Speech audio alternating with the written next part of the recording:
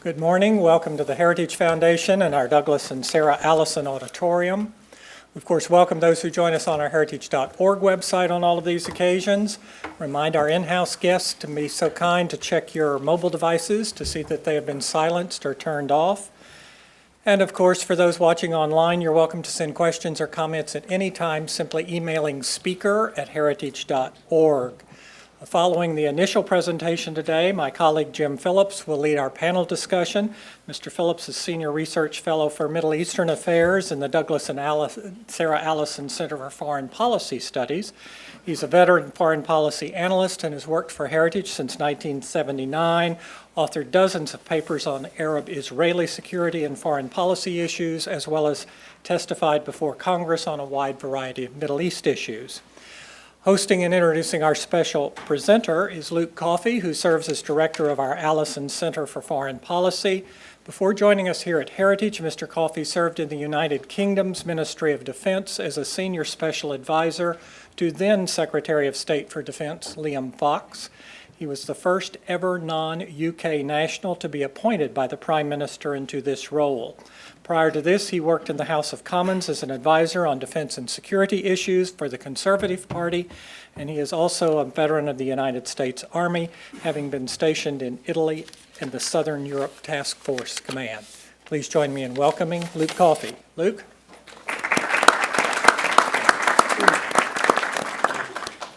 Thank you, John, and welcome everyone here to the Heritage Foundation this afternoon to discuss a very important and timely matter about the Israeli-Palestine crisis and the recent announcement about the move of the embassy from Tel Aviv to Jerusalem. So the timing couldn't have worked out better in terms of this event and the president's announcement. It's my pleasure to introduce Ron DeSantis. He's a native Floridan who has served in Congress since 2013. Prior to his election, he served as a JAG officer in the United States Navy, deploying to Iraq in 2007 during the troop surge as an advisor to the U.S. Navy SEAL commander in support of the SEAL mission in Iraq. He has also served as a JAG officer at the Terrorist Detention Center at Guantanamo Bay. And as a former U.S. military policeman who did detainee operations in Afghanistan, I know how important the JAG officer is through all of that. He is currently a lieutenant commander in the reserve component of the U.S. Navy. In Congress, he has been a leader on issues pertaining to national security, and he has also been an outspoken advocate for the State of Israel. As the chairman of the National Security Subcommittee and as a member of the Foreign Affairs Committee, he is deeply engaged in developing policies to combat foreign threats, supporting our allies in the Middle East. The congressman has also been a key player in the discussions surrounding the relocation of the American embassy from Tel Aviv to Jerusalem. He also has launched the Israel Victory Caucus to educate Congress on the shared challenges faced by our nations in support of peace in Israel. So it's my pleasure to welcome the congressman, and please join me in introducing him. Thank you. Thank you. Thank you. It's great to be here. One of the things I think that you learn around here is that there are a lot of things that just get repeated and that people will kind of just say that's conventional wisdom that really has no basis in fact and has been proven to not be true over and over again. And one of them comes to mind, it's the subject of this forum here today, is that you will never have peace in the broader Middle East until you solve the Arab-Israeli conflict between Israel and the Palestinian Arabs. And it was until you do that, you can't do anything else. I never bought into that from the time I got to Congress, but I think that there are very few members of Congress who really think that view carries water anymore. And I think the Trump administration is showing that view is not the view that really represents the reality on the ground in the Middle East. It's important to think about what this administration had inherited when they took over. You had a Middle East that really was in chaos. The Islamist regime in Iran was ascendant, obviously flush with a lot of money due to that Iranian nuclear deal. They were fomenting problems in places like Yemen and Syria, funding groups like Hezbollah, and were in de facto control of Baghdad in Iraq. You had the emergence and growth of the terrorist group ISIS that happened after American troops pulled out of Iraq in 2012, and of course the deepening conflicts in Syria, Yemen, and really Israel isolated on the world stage in part by U.S. actions such as the Obama administration's pursuing UN Resolution 2334 at the end of the administration, which really the UN, I mean, I don't know really what they do other than attack Israel. And in that year, they did 24 resolutions, and 20 of them were against Israel. But even by the UN's very, very low standards, Resolution 2334 was a disgrace. It basically said that even things like the Western Wall were considered occupied Arab territory, and that would have been something that I think almost any administration previously would have vetoed. Certainly, this administration would have vetoed. And so the Obama, I think, approach was first and foremost empower Iran. They believed in a rapprochement, and the Ben Rhodes idea that this is they're going to turn over a new leaf with Rouhani and the moderation, that's kind of what they said publicly. But even people like Rhodes admit that was nonsense. They believed that if you empower Iran, that will be better for the United States in the Middle East. They also did things like fail to embrace leaders who may not necessarily be our cup of tea domestically in all areas, like President al-Sisi of Egypt, but who are very strong in identifying the threat posed by militant Islam, and somebody like Sisi, who's a very devout Muslim, nevertheless wanting to be pro-Western in his outlook, and even challenging some of the radical clerics in Egypt to reform some of these teachings that incite violence against other countries or other faiths. But yet they preferred groups like the Muslim Brotherhood in Egypt to President al-Sisi, and of course they seem to blame Israel for almost every problem in the region, it seems, whenever that was convenient. So that was one approach, and I don't think it was a successful approach. I was very much opposed to most of what the Obama administration was doing from the day I got into Congress, but I can tell you, I wish I would stand here and tell you that I was wrong about some of this stuff, because I think it would be better for the country, but I think the results have been suboptimal, to say the least. And so the Trump administration has come in, and they've pursued a different approach to the Arab-Israeli conflict. And I think when the president did the press conference with Prime Minister Netanyahu early in his presidency, he basically said, look, we want to be for Israel. We'll stand by Israel, and what's good for Israel, we're good with. It's a much different posture than saying this whole problem of Middle East conflict is because someone's building an apartment in parts of Jerusalem or in other parts of... So that was refreshing to hear. Now they are trying to broker a peace. I don't know what's going to happen with that. I didn't think that was worth spending capital on, but it's being done from an unabashedly pro-Israel perspective. And I think that's a good thing. If you look at Trump's tweets, I guess it was last week, about the Palestinian incitement in support of terrorism, I don't remember very many people really willing. I mean, some of us in the Congress have been willing to use the power of the purse so that we're penalizing bad behavior by the Palestinian Arabs instead of always rewarding it. But Trump said, we need to stop doing this. Why aren't we insisting on better behavior? And if you look, we send hundreds of millions of dollars to the Palestinian Authority, but yet after all this time, they still incite violence and hatred against the state of Israel. They actually pay families of terrorists who murder Israeli Jews. They will name streets and sports stadiums and other public places after terrorists who commit really, really heinous acts. And so you think about, is that something that is causing them to change their behavior if you keep sending the money? And so I would think that we should condition the funding on better behavior, and you reward good behavior and you penalize bad behavior. But that was viewed as verboten in the prior administration.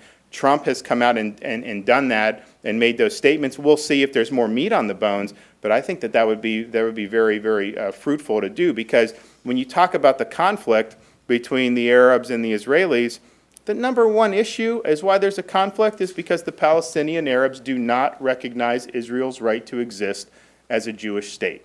in perpetuity. And that is the fundamental problem. The land and all this other stuff, they don't view Israel as having a right to exist. They want potentially a deal at some point, only if it's a stepping stone to Israel's ultimate destruction. And so for us backing an ally like Israel, we should not be pressuring them to do a deal that would lead us down that road. So I think that how the Trump administration has gone with this, and it was flushed out when the president made his Jerusalem announcement, is to look at the conflict and say, and Trump put this in his tweet, look, we took Jerusalem off the table.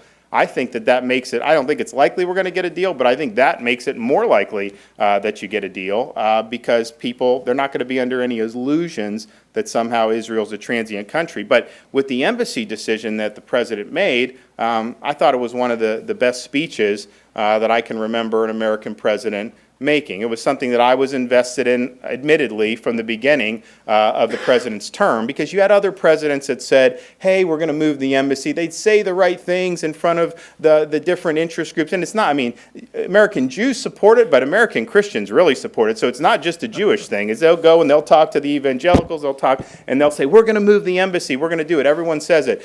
Bush promised it, didn't do it. Clinton promised it, didn't do it. Obama, although I find it hard to believe he actually meant it when he promised it, but I mean, I think he did say something along those lines at one point, and he obviously was never going to move the embassy to Jerusalem or recognize it. Well, Trump made that promise, and I think the president is somebody who, he does not want to be somebody who's not following through with his word. It matters to him, his campaign, what he campaigned on, and that he's going to deliver on those things. And so I thought that history would not repeat itself. I just believe that he would make the change and that he would be willing to lead on the issue. So I organized a letter at the beginning of the year where we got over 100 congressmen to say, Mr. President-elect, when you take office, pull the trigger. Let's do this, and it will shake up the Middle East in a positive way, and it'll show your leadership.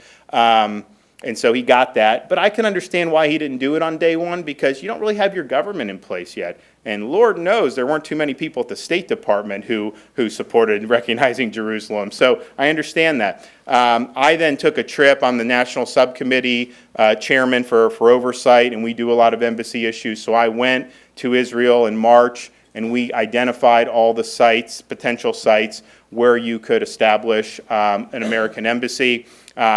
And I am engaged in this now about what sites they're choosing, and I think that we may find out very, very soon some very positive news about one of the sites we profiled. But so we did that. We had a huge press conference in Israel, and basically there was a lot of attention to this idea. Is he going to sign the waiver for stalling the Jerusalem Embassy Act for 6 months? Other presidents had done it. It didn't even make news when they did it. Well, now because of the promise and because people had a lot of expectations, and granted, I was trying to heighten the expectations, it was a big question about whether Trump was going to sign that in May or whether he'd recognize Jerusalem. I thought on that trip over there, which coincided with Jerusalem Day, the 50th anniversary of the liberation of Jerusalem and reunification, that he could do it then, that would be good. He decided not to do it then.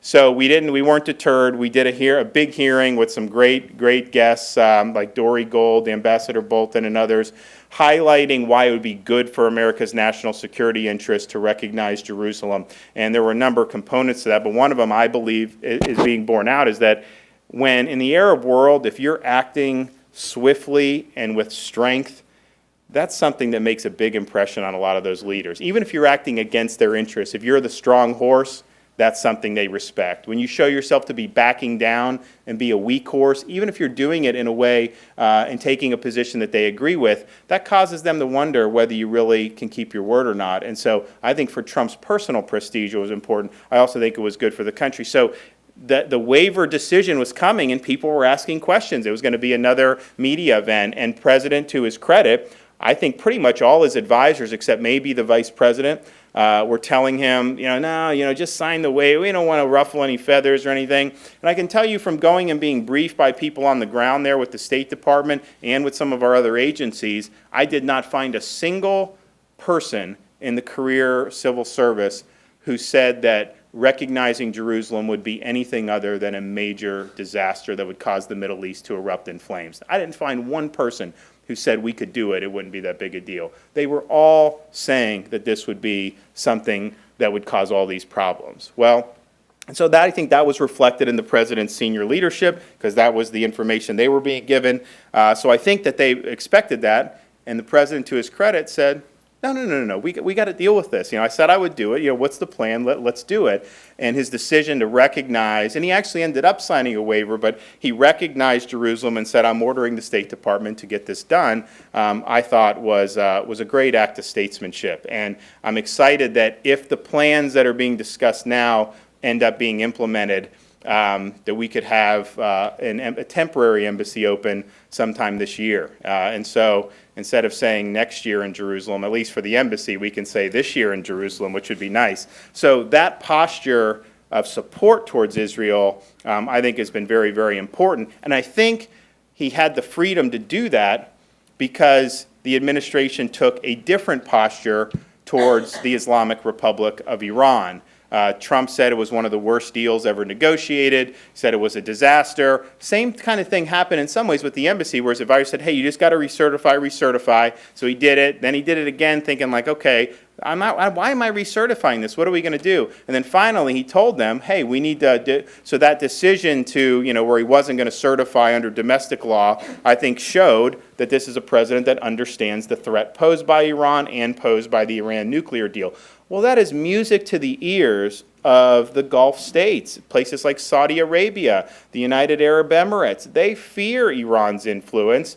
And do they want our embassy moved to Jerusalem? No, but are they going to cry a river over that when they need to work with us and work with Israel to combat Iranian influence? Of course not. Their interests were to align with the United States and with Israel to combat the Iranian threat. And there's a lot of discussion about what to do with the nuclear deal. My view is that it was a bad deal, that you can't just keep going on the way it is, because I think it leads to an Iranian bomb. Either they cheat and get the bomb because we don't have access to all their sites, like their military sites, or they abide by the deal and get the bomb, next decade. Either way, that's bad. And so you have to do something different, other targeted sanctions, other provisions, but have a different policy. And I still believe that. But I can tell you this. What's going on in Iran right now is potentially historic. And if I could pick just one thing to have happen, in the world, I don't know that I could think of too many things that would be better for peace in our time than having those protesters overthrow this regime, which is effectively an illegitimate regime, which denies basic rights, which has suffocated the Persian culture for decades, and which spends most of its money on overseas adventurism and promoting terrorists. The president has come out in support. That's much different than the previous administration, because the Obama administration effectively sided with the regime in 2009 because they wanted this deal.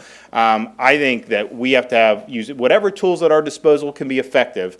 And you want to do it smartly, you want to do it strategically, but I don't think we can miss this opportunity to stand behind those protesters against one of the truly evil regimes in the world. And just imagine if that regime were to collapse. We don't have to worry about, North Korea is still going to be an issue, but the most likely purchaser of their nuclear, some of their nuclear arsenal is Iran. They're sitting on cash, they want it, so that threat would go. Hezbollah's money starts to dry up. Baghdad could then maybe turn and be pro-Western instead of being an Iranian client state. Yemen, will cool down. Syria may be able to be dealt with in a positive way. Israel would lose an existential threat to its existence. The dividends from that would just be absolutely phenomenal. And so I hope the administration gets more engaged in this. You don't want to do things that are going to undercut those protesters. And I've actually said with this decision on the nuclear deal now, I'm against the nuclear deal entirely, but I would make that decision, with an eye towards how that's going to affect the facts on the ground. Can the regime use a decision you make to harm what's being done there? But this is an important moment, and we all need to stand by them. So I just think that where we are now, it is this outside-in approach, and I think it's much more effective. There's a lot that needs to be done, but I don't see how you could look at the world right now after 1 year of Trump's administration in the Middle East and say that we're worse off than we were when he took office. And I even mentioned the caliphate and ISIS crumbling, but that's obviously a major, major deal. So it's been an exciting year, I think, in terms of international affairs, and I think the president has gotten his sea legs after making some of these tough decisions, and I think we can do a lot more in the upcoming several years. So it's an honor to be here. Are we going to take some questions or something? I'm happy to take Great. questions. Thank you, Congressman, for that great overview of the current situation in the Middle East, especially your depth of knowledge of not only the Israeli issue, but also the other issues facing the region and how they're all connected. We do have time for a couple of questions. I ask that you please identify yourself, your name, your affiliation, if there is any, and please keep your question pithy so we can have time for as many questions as possible. Gentleman in the front, then I'll go to the gentleman behind the gentleman in the front. So you first, sir, right there. Thank you for coming. My name is Mitsuo Nakai, Heritage Foundation. Just a question regarding North Korea. Can you comment on that? On what your take is? It's really serious now. So Sure. No, it's obviously, and I give the president credit for engaging in the issue. The prior administration just neglected it and hoped that it would go away. It's not going to go away. I think the fundamental issue is that Kim Jong-un realizes his nuclear arsenal is his ticket to survival. And so the pressure that's been applied, although I think it's been good and helpful, I don't think has been sufficient to convince him that his current course is actually more dangerous for his survival with pursuing the weapons. I mean, if you had military, political, economic pressure such that he feared that his regime would buckle or that he lose his grip on power, then maybe he'd be willing to come to the table. But we're not at that point yet, and I think it's a dangerous situation. I mean, the talks are fine that they just had. I think that's probably going to be beneficial just for the Olympics and maybe getting through that.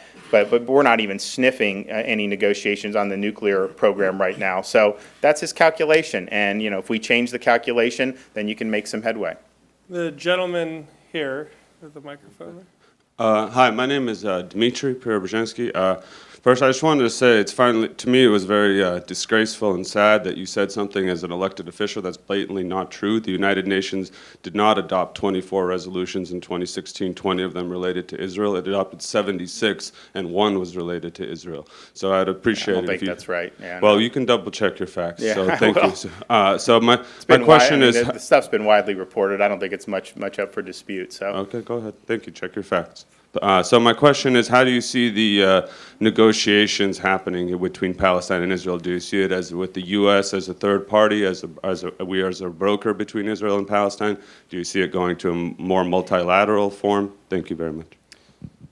Well, I don't think we shouldn't be necessarily a broker, because I think our interests align with the state of Israel, and I think that we have more affinity with Israel, with both our interests and our values. It doesn't mean you can't try to work constructively, but I don't think we should take the posture of browbeating Israel to be offering all these concessions when the Palestinian Arabs still will not recognize Israel's right to exist as a Jewish state. And so that, to me, would be a precondition for negotiations. Okay, the gentleman there, and then the lady. My first question. Could you please state your name, please? I just, the participants. Okay. My question is that the way you were talking, do you is it? Can you hear? It's on. Can you please speak in? Are you representative of U.S. Congress or presenting Israel or interest of Israel?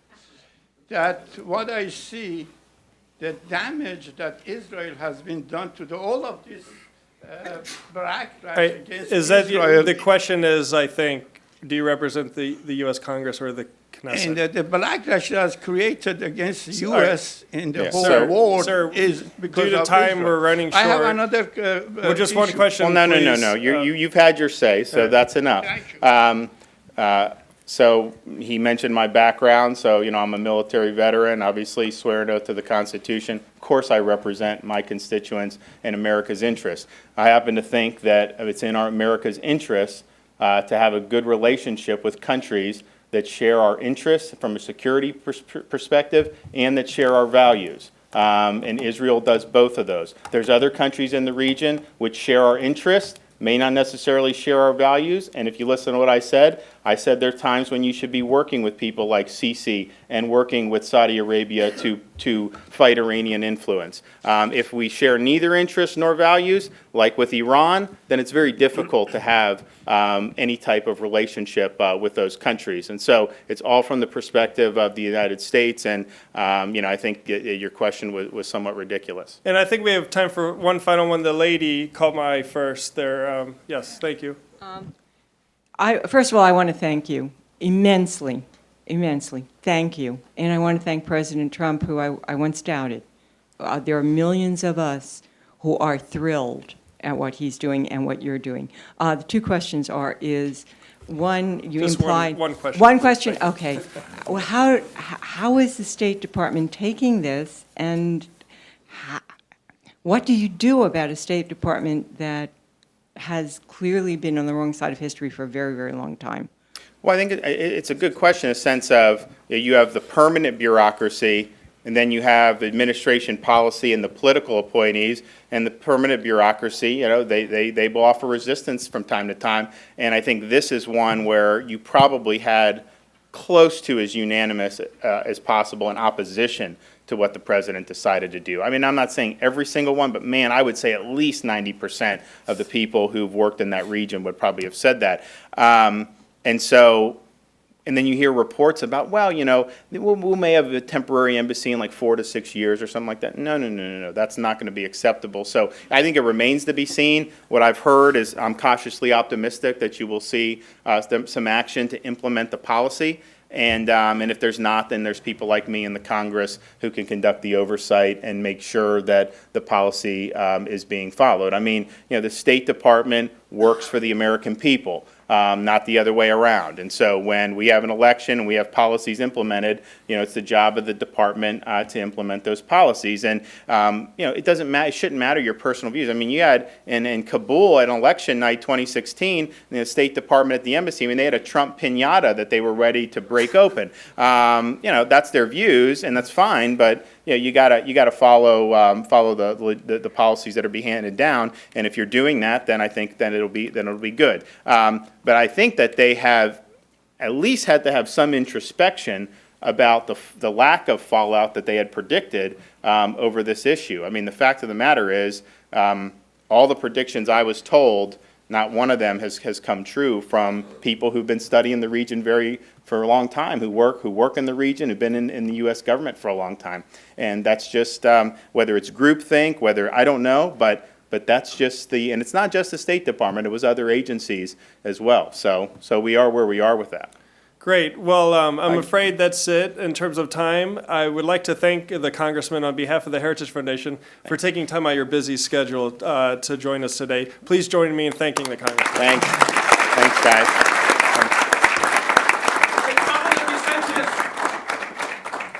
Okay, and we'll proceed with the rest of our panel at this point. Let me just introduce the panel. It's the Trump administration, like many administrations before it, has committed itself to fostering a peace treaty between Israel and the Palestinians. This goal has become the holy grail of the American presidency, as President Trump has called it, the ultimate deal.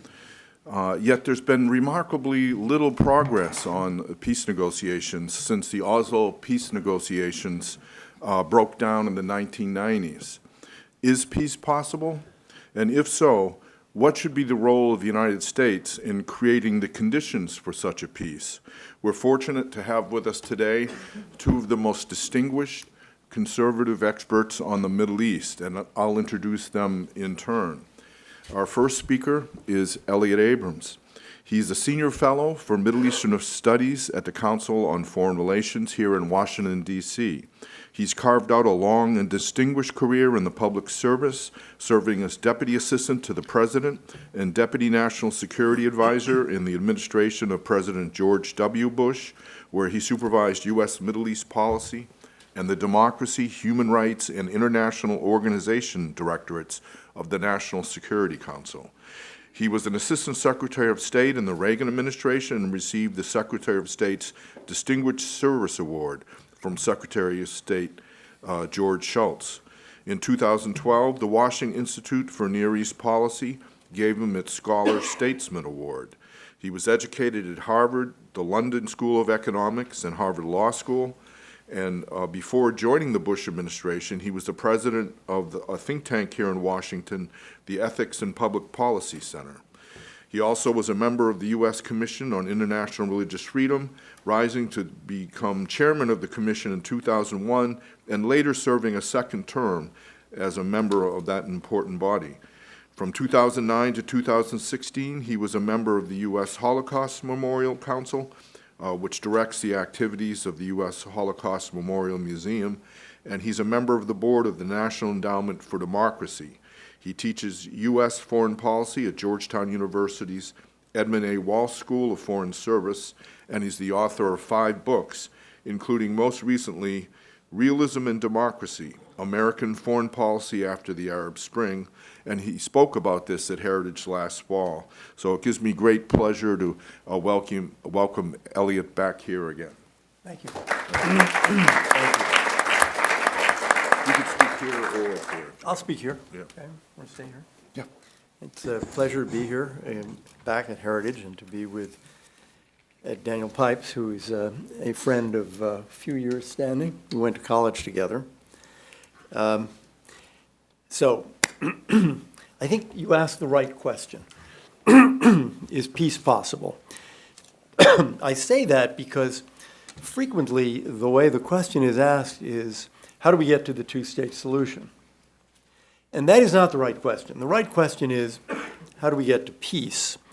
The two-state question is derivative. If it helps peace, that's a good thing. If not, it needs to be rethought. The U.S., as you were saying, has been engaged in the peace process for decades. We invented the term, the peace process, or Middle East peace process. And it's probably, there's a lot of writing about this, it's probably partly the American legalization of foreign policy. In fact, so many lawyers like me involved in foreign policy, like Congressman DeSantis, lawyers like process. So you have the peace process. And keeping the process alive has actually become, over the years, more important than whether the process actually achieves anything. We've had this process. We've had Carter and Camp David. We've had Oslo, of course, and the kind of current process since 1991. We've had Bill Clinton at Camp David in 2000. We've had Annapolis and 2008, 2007, and the negotiations that followed. So the process has been going on for decades, but it hasn't produced peace. And I would have to say, in my view, it is unlikely to do so. Because in a way, the goal hasn't been peace. We fixed upon a goal early on, even if it wasn't announced, of an absolutely independent sovereign Palestinian state. And so that's what we've been pushing for, rather than saying, what's up? What's happening? What are their conditions? In the West Bank, in Gaza, in the entire region.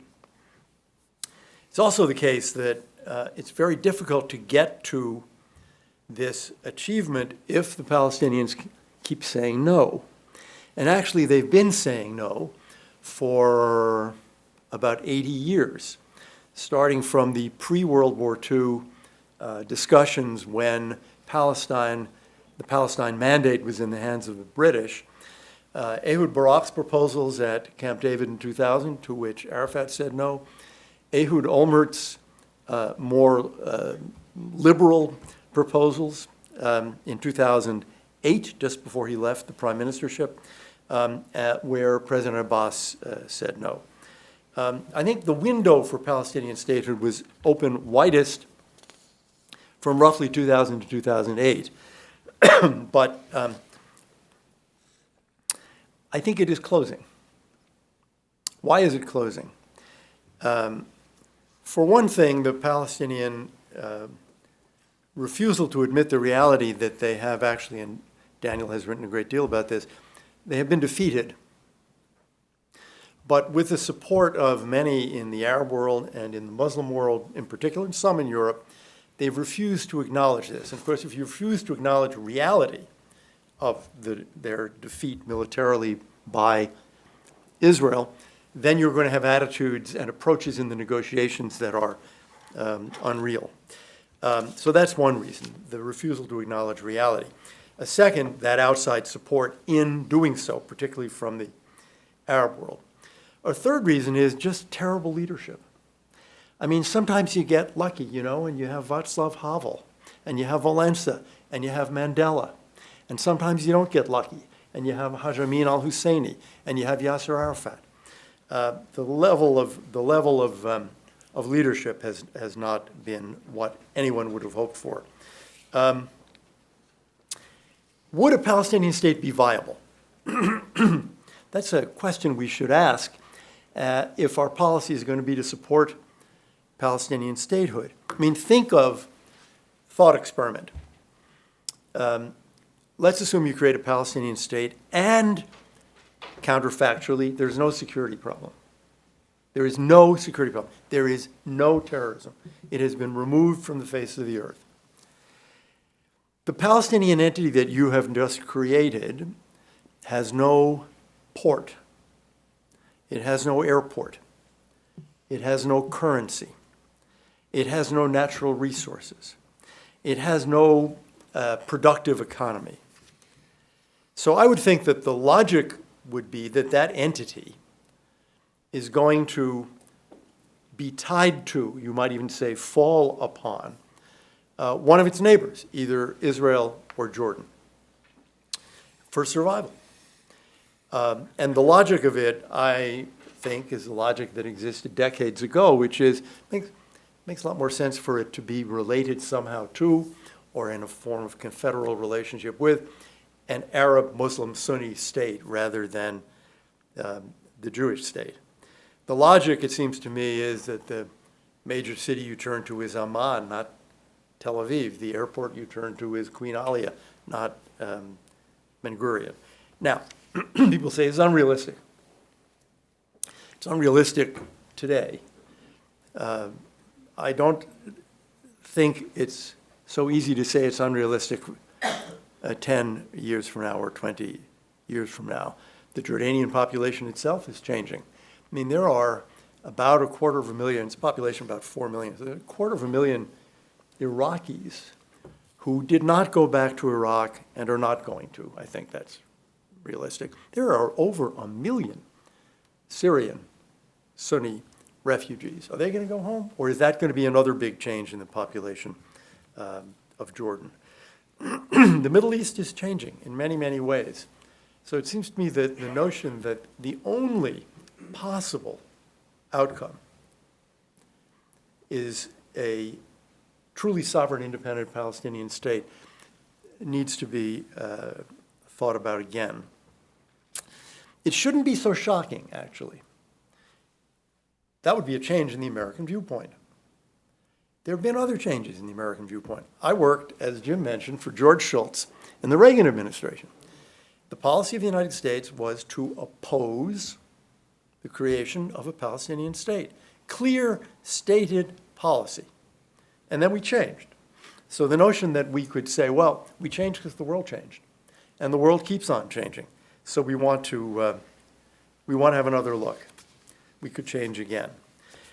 In the short run, I'll close with this. It seems to me, short run meaning next 5 or 10 years, I wouldn't predict much of a change. We all know that you know the line, the Israeli occupation is unsustainable. Well, 50 years is a long time for something unsustainable to be sustained. It strikes me that if we were to come back and do this again in 5 years, you will invite us, please, things will not have changed all that much. Things can get better. Certainly the Palestinian economy can get better. Governance in particularly the West Bank can get better. The attitude of the United States and more broadly donors can improve and help improve Palestinian politics. We see this in the Taylor Force Act, which is a statement to the Palestinian polity that the world is tired of and will no longer permit paying money to people who have committed terrible crimes of terrorism for those crimes. You see moves on the Hill now on UNRWA, which suggests that the United States Congress is getting tired of a situation that perpetuates the Palestinian, quote, refugee crisis, close quote, rather than doing what we generally do through UNHCR, which is to try to solve a refugee problem. And finally, the kind of more general incitement and textbook problem, which needs to be addressed, because over time, one does want to create a much greater chance that Israelis and Palestinians, whatever their political relationship, can live together peacefully. During the Bush administration, there was that famous phrase, which actually was meant for domestic purposes, the soft bigotry of low expectations. Now, Palestinians have suffered, I think, from the soft and sometimes not so soft bigotry of low expectations. We should have higher expectations, and we will get, I think, and they will, and that's the important part, they will get a much better outcome. Thanks. Well, thank you, Elliott. And our next speaker is Dr. Daniel Pipes. He is the president of the Middle East Forum, which he founded in 1994 to promote American interests in the never-ending debates over Middle East policy. He's one of the world's foremost analysts on the Middle East and Muslim history, and he's been far ahead of the curve in diagnosing policy problems, particularly in identifying the threat of radical Islam, long before 9/11. The Washington Post has called him perhaps the most prominent U.S. scholar on radical Islam. The Boston Globe concluded that if Pipes' admonitions had been heeded, there might never have been a 9/11. And those are strong words. He's a graduate of Harvard University, seems to be something very common here, with both a BA and PhD in history, and he's been recognized as one of Harvard's 100 most influential living graduates. He's taught at Harvard, Princeton, Chicago, the U.S. Naval War College, and Pepperdine University. He's worked at the State and Defense Departments, held 2 presidential appointed positions, testified before Congress, and worked for 5 presidential campaigns. Daniel's a prize-winning columnist, formerly for the New York Times Syndicate, and now writing independently. He's also written 12 books, and his writings have been translated into 35 languages. His website, danielpipes.org, is among the most accessed sources of specialized information on the Middle East and Muslim history. He has a stellar record of anticipating Middle East crises. For example, in 1993, within days of the signing of the Oslo Peace Accord, he wrote, Arafat has merely adopted a flexible approach to fit circumstances, saying whatever needed to be said to survive. The PLO has not had a change of heart, merely a change of policy, enabling it to stay in business until Israel falters and when it can deal a death blow. In 1995, he wrote about radical Islam. Unnoticed by most Westerners, war has been unilaterally declared on Europe and the United States. Al-Qaeda invited him by name in a September 2006 video to repent and enter into the light of Islam. He declined, saying, and he said, I'm faithful to my own religion, to my own country, and to my civilization. And thank you for being such a faithful exemplar of all those. Ladies and gentlemen, it gives me great pleasure to turn the floor over to Daniel Pipes.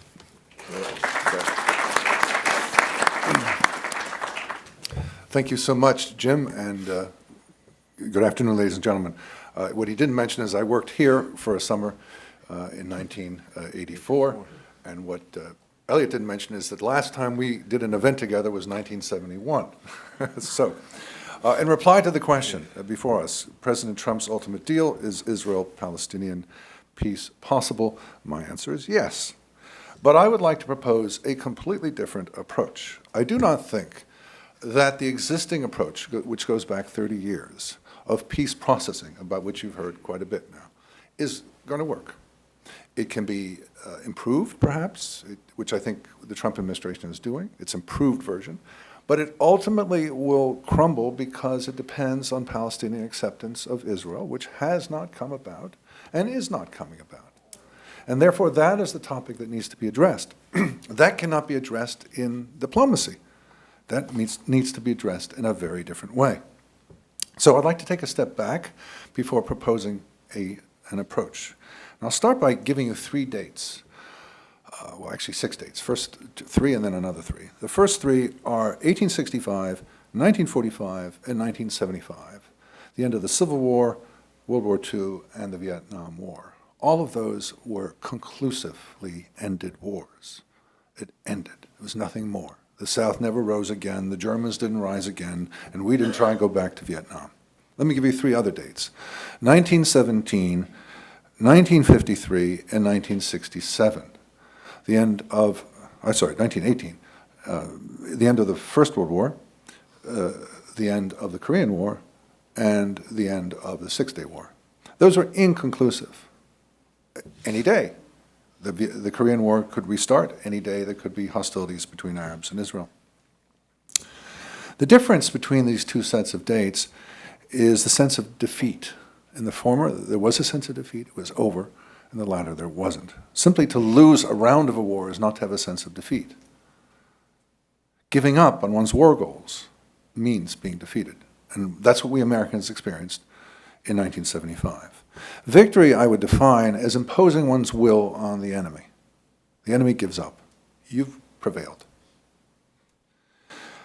When you take this and apply it to the Palestinian-Israeli conflict, what one sees is that for 45 years, from 1948 to 1973, the Israelis were seeking victory. After that, since 1993, since the signing of the Oslo Accords on the White House lawn, they have not been seeking victory. They have been trying various different fancy approaches, appeasement, unilateral withdrawal, putting out brush fires, but they haven't been seeking victory. The peace process has been dominant in those years, the emphasis on diplomacy, on assuming that what Arafat said on the White House lawn in September 1993 was valid, that the Palestinians now accepted Israel. The war was over. But it wasn't, and it isn't. It continues. So what is needed is an approach that confronts this irreducible problem of Palestinian rejectionism. Palestinian rejectionism goes back a century. It means saying no to Zionism, to Jews, to Israel. No, no, no. No political contacts, no economic relations, no personal relations. No. It's fractured. It's no longer as strong as it was a century ago, but it's still there. Palestinian rejectionism is the core of the problem, and it is what needs to be confronted. And as Elliott pointed out, there's this delusion due to bad leadership, due to international support, I would add Islamic doctrine, Israeli security services mentality. There is this delusion that exists among the Palestinians that they can defeat Israel, that they can cause the Jewish state of Israel to disappear. That needs to be confronted. That is what we, as a great power, looking at this conflict, need to deal with. So what I'm suggesting is that the U.S. government should adopt a policy which encourages the Israelis to win, as in 1865, 1945, 1975, to end the conflict by winning, by causing the Palestinians to understand that the gig is up and they lost. It's over, done with. When they're really upset, they write a very strongly worded letter to the editor saying, we're unhappy. Okay. But enough with the UN resolutions, however many there are, and there are very many against Israel. Enough with building up militaries. Enough with the campus BDS. Enough. Over. It's done. I'm hoping that some president, this one or a future one, will say to his staff, diplomacy isn't working. We've been at this for decades. It's not going anywhere. Is there some other alternative? And yes, there will be another alternative, which is what we call Israel victory. And as you heard in Representative DeSantis' bio, he is co-chairman of the House Israel Victory Caucus. There are now 32 members. There are 26 members of the Knesset Israel Victory Caucus. We just began it a year ago under the auspices of Greg Roman, who's sitting here, the director of the Middle East Forum, and E.J. Kimball, who's sitting parallel on the other side, who's the head of our Israel Victory effort in Washington.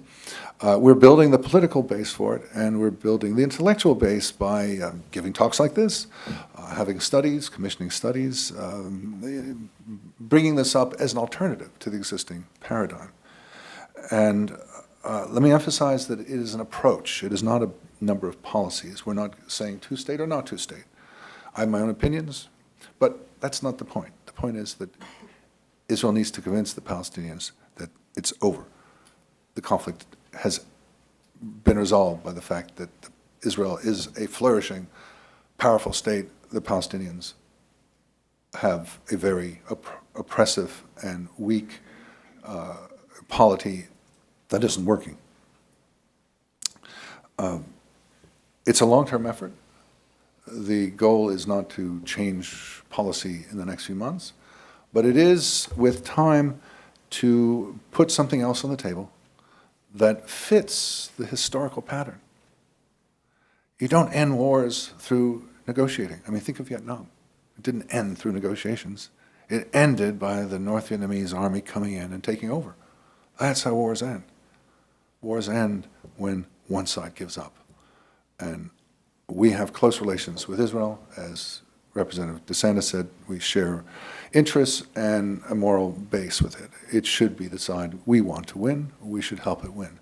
And the ironic thing is that once the Palestinians give up, then they can go on to build something good. When they give up this foul, irredentist goal of eliminating the Jewish state, then they can build their own polity, economy, society, and culture. And so in the long run, the Palestinians will actually gain even more than the Israelis. Yes, the Israelis will not be murdered on their way to the pizzeria and will not face this barrage of hostility in the United Nations and elsewhere. But they live the good life, the Israelis do. The Palestinians don't. They live under oppression, backwardness. They will be able to build once they give up this rejectionism, once they move on to something that's more constructive. So I hope you will join us in advocating for this approach with your members of Congress, intellectually. I think it offers a new paradigm that pulls us out of the mire of this endless processing that goes nowhere, that in fact is even counterproductive. I would argue to you that Palestinian-Israeli relations are worse today than they were 25 years ago when the Oslo Accords were signed. So we need something new. We need new thinking. I offer this to you as new thinking and as a way for the ultimate deal to be achieved. Thanks. Well, thank you, Dana. I'm going to thank you. I will open up to the floor after I ask one question. And the thing that troubles me is that in a lot of the analyses of peace prospects, there's an assumption or a presumption that the Palestinian Authority is the be-all and end-all, and I think many analyses don't take into account what I consider to be the malign hammerlock that Hamas has on exactly what kind of negotiations are going to produce. And I would say that even if you could assume that tomorrow the Palestinian Authority and Israel negotiated a perfect peace deal that satisfied all their various prerequisites, whatever those may be, that the next day Hamas could explode it with another round of rocket terrorism. And to me, it seems like peace really is impossible until the Palestinians themselves come under a more unified government. And I wonder if what either one of you would, or both of you think of this, triangular, and then now we have the Islamic State moving in to challenge Hamas in Gaza. I mean, how can there be peace given all these cascading radical movements? By my analysis, over the past century, 80% of Palestinians have been rejectionist, and 20% have accepted Israel. And the goal must be to expand the 20% to 40, 60%. So it's not nothing. Don't start at 0. Start at 20. Not bad. And that 20% has been very important over the century. And so the goal, my goal, is to encourage increasing number of Palestinians to recognize that the conflict is over. I'm less focused on leaders. I'm less focused on polities such as the Hamas one and the PA. I think you want a change of heart. You want to get people to recognize that it's no longer worth their while to engage in, say, suicide attacks because it's futile. You know, so long as you think that you were part of a movement that's going to lead to the elimination of the Jewish state, well, it's worth doing it. But if you see it as futile, you're not going to do it. So I'm looking much more at the populace than at the leadership. I'll just say a word about the leadership. I think what you're saying is points to a real problem, which is somebody has to do that negotiation, whether it's tomorrow or 10 years from tomorrow. And the Palestinian leadership today has a declining legitimacy. This is partly because they won't hold elections, because of Hamas. I mean, that is, President Abbas was elected in 2005, the parliament was elected in 2006, and those were the last elections. And the Fatah party will not hold elections, presumably because it's not confident that it will win those elections. But that creates a situation where you have a Palestinian leadership whose democratic legitimacy has been severely undermined, and which is looking over its shoulder at Hamas, knowing that, let us suppose it signed a compromise. We know exactly what Hamas would say. Yasser Arafat wouldn't sign, you signed, you're a traitor. That's not obviously going to be a very attractive proposition for anybody in the Palestinian leadership today. So that makes the possibility that this leadership will sign such a deal much lower. I would add to that that the Palestinian people have not been prepared for the compromises that any agreement would require, so that you get Arafat backing away in 2000 and you get Abbas backing away in 2008, I think because they genuinely wonder whether, I don't know whether those numbers are right today, but they worry that in fact the majority of Palestinians would reject those compromises, which would of course be rejected by Hamas and Islamic Jihad and other groups. Okay, and let's go at this point to the floor. We'll ask this gentleman here and then this woman. I'm Maury Amate. Is there any Palestinian in any leadership position who has basically said, okay, we've lost, now what happens to us? And if one does, what is Israel's reply? Yes, there are. Bassam Eid comes to mind. Khalid Abu Tuameh comes to mind. And there are plenty of others. But they are part of the 20% that has no power. So what does they reply? What does Israel say? What happens to the Palestinians? I'm encouraging the U.S. government to encourage the Israeli government to take those steps within legal, political, and moral bounds, which will encourage the Palestinians to change their behavior. Let me give you one example.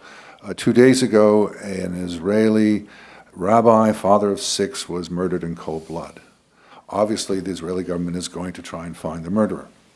But one of the Israeli leaders, Naftali Bennett, suggested that's not enough, that because this rabbi lived in what's called an illegal outpost on the West Bank, that outpost should now be legalized to say, okay, you murder someone, here is what we do in response. That's the kind of thing I'd be pointing to.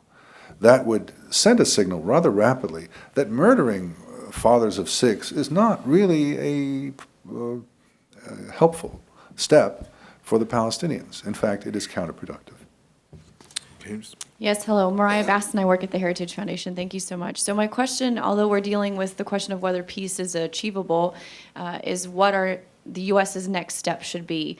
And I wonder if there's a way, maybe this sounds cynical, but if there's a way for the U.S. to somewhat force both parties to finally sit and take these peace talks and process actually seriously versus nitpicking on small details, whether of importance or not on borders and so forth, would be for the U.S. to take a stronger move in either reducing or cutting the aid that it sends financially to the Palestinian Authority, which is supposed to be going to helping fund infrastructure, fund schooling and education, and yet has proven time and time again to actually help the Palestinian Authority pay off terrorists and so forth. So is that a good next step that would actually force both parties to come and seriously take the peace talks, well, seriously? I sort of agree with you for the implications about 50%. That is, I do not think it is sensible for us to force the parties to come to the table if they don't want to negotiate, because it won't succeed. And there are prices to pay when we do that. One price is it's always bad for the President of the United States to fail at anything. Anything. It's bad for him, it's bad for the country. And if you have endless negotiations that don't go anywhere, it creates kind of cynicism on the part of Israelis and Palestinians about the whole question of peace. So I would not say, well, if you don't go to the table right now, we will cut this part of aid, that part of aid. But I would look at the aid program in the way that Congress is doing. I mentioned Taylor Force and the question of UNRWA again. I think we should start rethinking, not with the goal of saying, our purpose here is to cut the aid really low, but rather to say, is the way we are giving aid actually helping the possibilities of long-term peace or not? And I'm against the negotiations, so I'm 100% disagreeing with you. That's easy. Okay, yes, this man in the back here. Sure. My name is David Edmond, on the board of the Middle East Forum. I wonder if the speakers could forecast what they expect Palestinian leadership and Palestinian governance to look like 1 year from now and, let's say, 10 years from now. This violates the famous line of Yogi Berra, right? Never make predictions, especially about the future. 1 year from now, it doesn't, because of President Abbas's age, Palestinians are thinking about succession issues. So that's a question. One would have to assume that he will not 10 years from now be the Palestinian president and the head of the PA, the PLO, and the Fatah party. 1 year from now, the assumption would be it will look pretty much the same. I think Palestinians are trying to figure out now how changed is Washington. There is a story in the Jerusalem Post today saying that the PLO, which is officially the part that negotiates with Israel, in charge of foreign affairs, the PLO is thinking of saying, we're not going to work with the Americans anymore. There has to be an international effort at negotiation, and the Israelis and the Americans have killed Oslo, so it's reasonable for them to say those kinds of things. The truth is that no other country could substitute for the United States in trying to convene negotiations. Whether it's a good idea or a bad idea, the French can't do it, the British can't do it, the Russians can't do it. It's not sensible. So I think you'll hear a lot more of that rhetoric. But the Palestinian ambassador in Washington was recalled, but I gather he's been sent back or is being sent back. So there'll be a lot more friction. But I would suspect that a year from now things will look very much the same.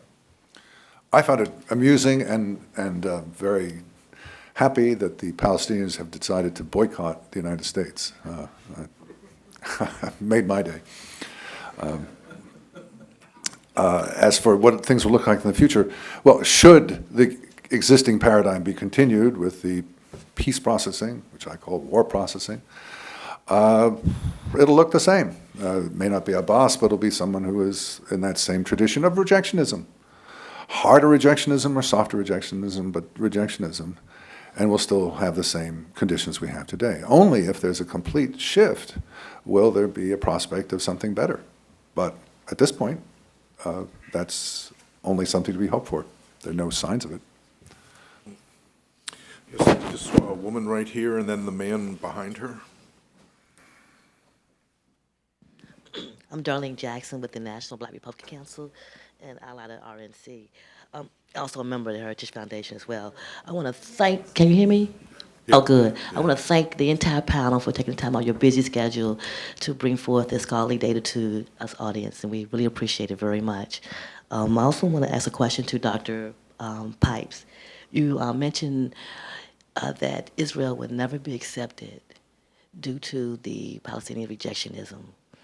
And of course, it's hard and soft. You just mentioned that.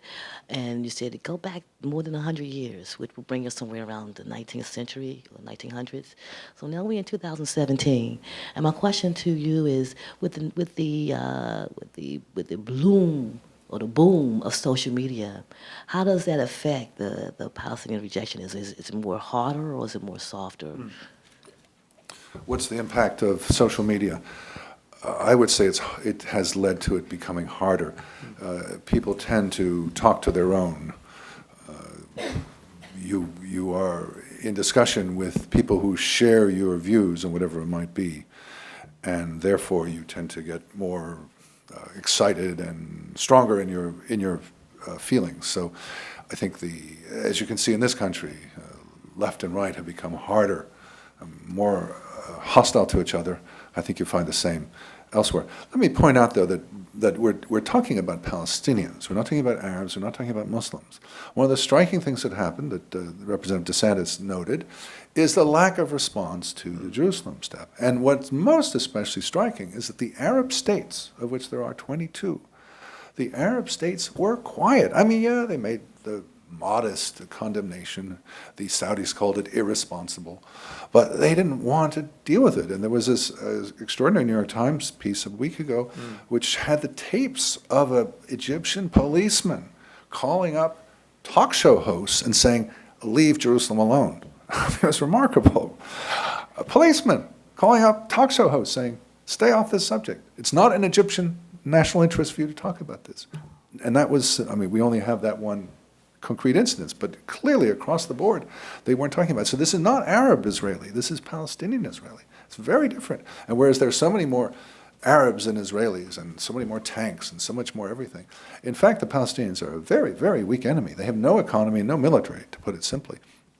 And Israel looms very large over them. So winning a war is rather simple. I'm not talking about winning against Morocco or Malaysia, I'm talking about the Palestinians alone. And what's so striking also is, in contrast to the Arab states being quiescent, is that the hotbeds of hostility were in Iran and Turkey and in Europe. This man right here.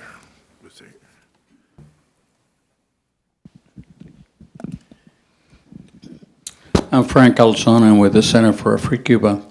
My question is, how did the policy of President Obama toward Iran impact on the Israeli-Palestinian situation? And how is the current policy of President Trump impacting on the same? I think the main impact of the Obama-Iran policy was, oddly enough, to produce a kind of rapprochement between Israel and many of the Sunni states, because they have a common enemy, not Obama, Iran.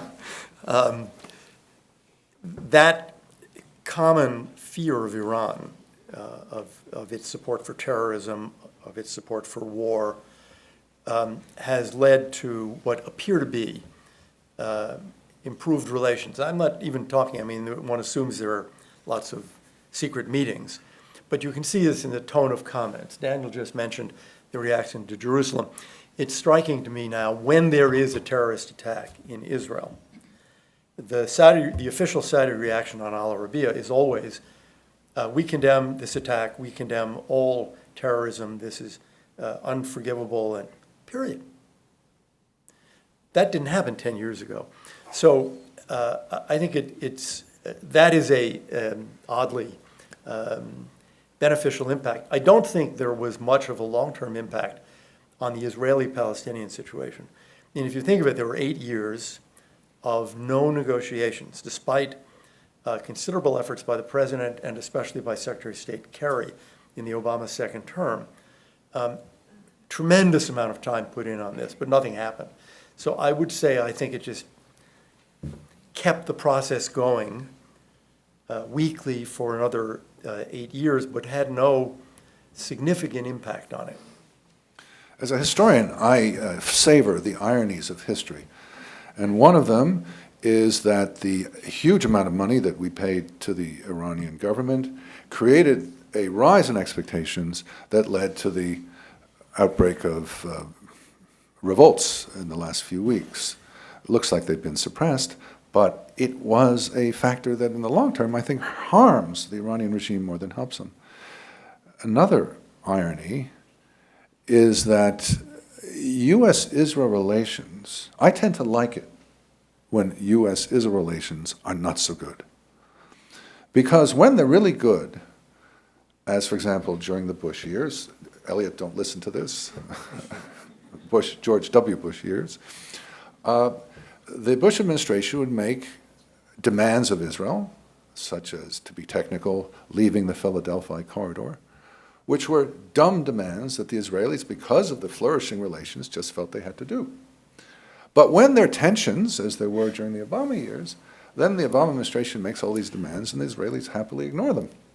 So, in general, I like tense, rather poor, not terrible, I don't want catastrophe, just poor relations. Yeah, you know, that's a 2-hour question and answer, but I would take exception on the detail of Philadelphia, where I would argue that Ariel Sharon, as a general, came to the conclusion that if he was going to get out of Gaza, defending what is actually a line was simply militarily nuts.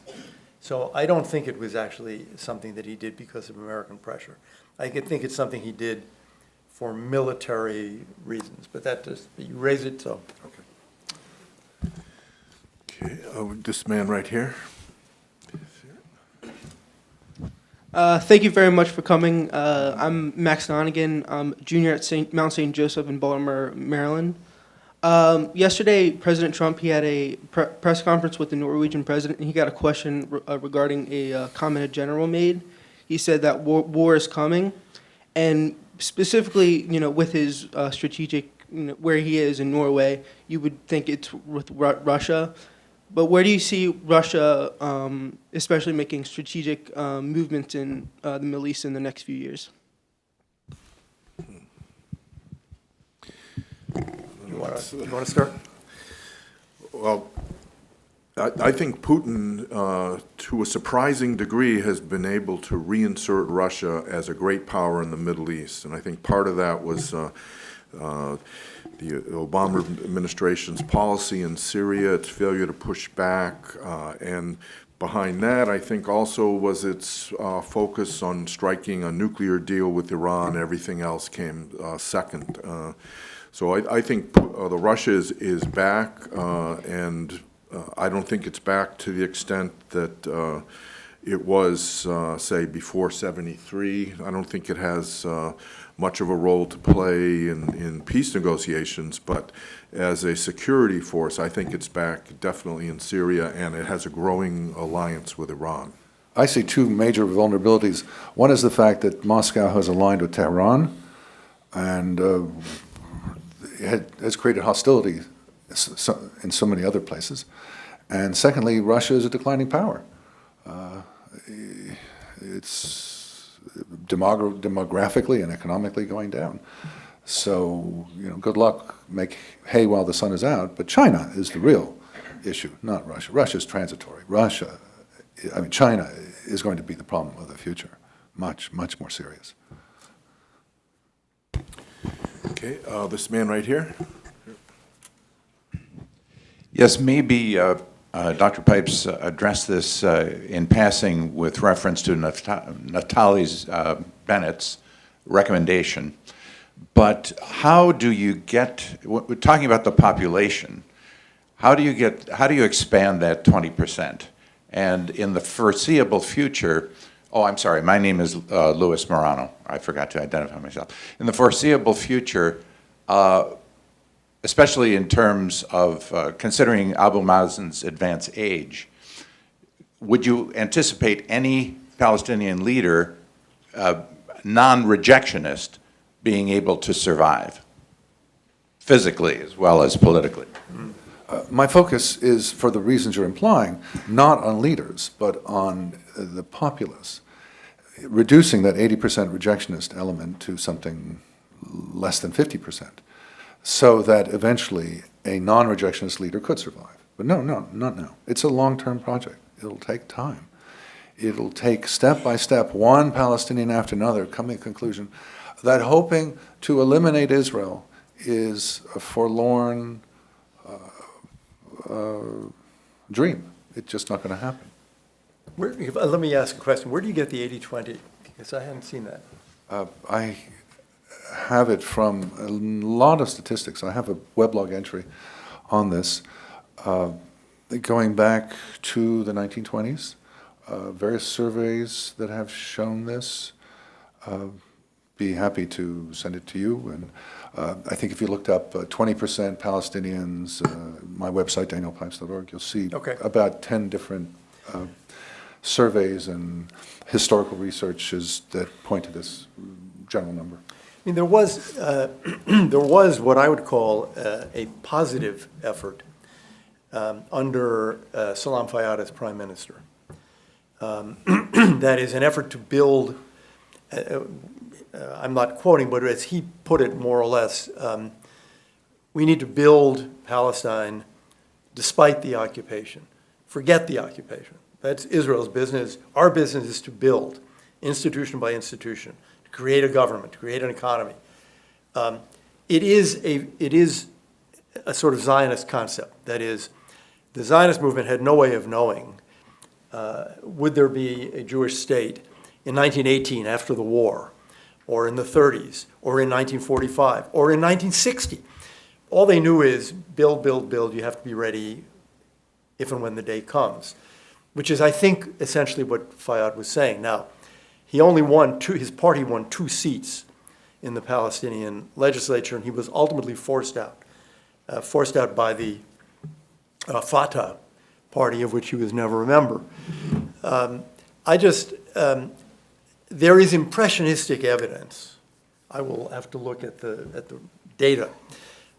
Impressionistic evidence I have heard from a number of Palestinians that younger Palestinians are more concerned with building a future than they are with some of the old formulae, like our future can only come when Israel is destroyed, or even perhaps like our future can only come when there is an independent, sovereign Palestinian state. They're more concerned with how do I get an education? How do I get a job? How do I raise my children? Which is precisely what, in a sense, we would want. We would want people to be thinking less about politics and less about Israel and more about their own society. But I think, that's the right question. I'd say one thing is for sure. That percentage, if it is 20%, cannot expand if a lot of money is being given to the people whose life's work it is to make sure it can't expand. Right. For example, by paying you a large amount of money if you try to kill Israelis. That should be obvious. And it can't expand if we continue the UNRWA model, in which what we're telling you is, no, no, no. Despite the fact that you were born in, let us say, Jordan or Lebanon 10 years ago, you're still a Palestinian refugee with the thought of, quote, going back, close quote.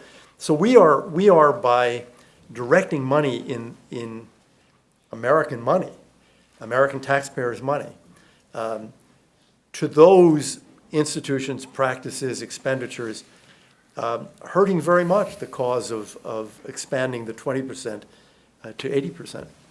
For anyone interested, the title of the blog is How Many Arabs and Muslims Accept Israel? I began it in 2003 and been following it for 15 years now. Thanks. See, I think we have time for one more question. Oh, this man in the back here. Thank you very much. My name is Yaya Fanusi with the United States of Africa 2017 Project Task Force. I was outside briefly, and somebody here asked me out there what I thought about what you are doing. I said, oh, most of what they're saying is not of interest to me. I know about that, et cetera, et cetera. I said, but Elliott Abrams made a statement which would be the future. They will either merge, they're not going to merge with Israel, but they will have to merge with Jordan. Because small states, like we know in Africa, that's what we're trying to focus on, are not viable, and very soon the Palestinians will understand that. Okay. Okay, and if maybe at this point, if I could just ask the two of you just to sum up your comments, and if you had to, advise President Trump how to proceed on this issue, what would you say? And just to top 2 or 3 things. Well, the president clearly, from everything we can see now, is still focused on trying to get a comprehensive agreement, what's called a final status agreement, something that eluded every president since Clinton. I think that's very unlikely. And I think it would be more useful to focus on more pragmatic ways of improving the lives of Palestinians, Palestinian politics, and the medium and long-run chances that Israelis and Palestinians and Jordanians and Egyptians, because Gaza's out there too, will be able at some point to live together in peace. Or, or to live apart in peace, which may be more realistic. The Middle East is aflame. There are civil wars in Libya and Yemen and Syria, and arguably in Lebanon and Iraq and Afghanistan. In Turkey, there is a near civil war. Sinai has something close to a civil war. There's anarchy. There are problems all over. It is remarkable that we're still talking about a problem that is 70 or 100 years old, when there's so much going on, think of the Syrian refugees. Half of the Syrian population of something like 22 million has been displaced internally or has become refugee outside the country. Huge numbers, far, far beyond the numbers of Palestinians, which was 600,000 back in 1949. And this is not 49, this is 2018. So, given this fact, given the Iranian rampage of aggression, given the fact that Turkey, hitherto a major ally, has become close to a rogue state, given the dramatic developments taking place in Saudi Arabia, where I think Mohammed bin Salman is undertaking a transformation, wishes to undertake a transformation as deep as that of, say, Meiji period in Japan or Ataturk period in Turkey. Given all that's going on, I would say, let's outsource the Palestinian issue to the Israelis. Let them take care of it. And let's focus on the much bigger, more dramatic and more dangerous developments that are taking place in the region. And with that, I'd like to invite the audience to join me in thanking our speakers for a very illuminating presentation. Thank you.